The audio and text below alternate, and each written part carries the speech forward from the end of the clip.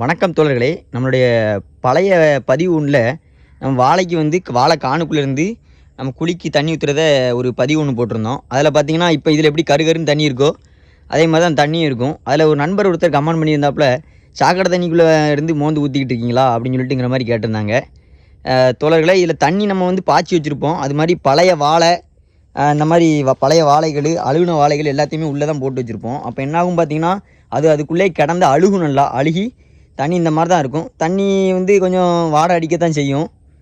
ஆனால் இப்போ நம்ம உரம் வைக்கும்போது இப்படி தண்ணி ஊற்றுறோமோ ஊற்றுனதுக்கப்புறம் இந்த கழிவு எல்லாத்தையும் வாழையோட அடிப்பகுதியில் தூக்கி வச்சு அப்படியே காணுக்குள்ளேருந்து மண்ணை வெட்டி அந்த சகதியை தான் சுற்றி போடுவோம். அப்படி போடும்போது என்ன ஆகும்னு பார்த்தீங்க அப்படின்னா, வாழை நல்ல ஒரு வளர்ச்சி இருக்கும், நல்ல வேரோட்டம் இருக்கும்.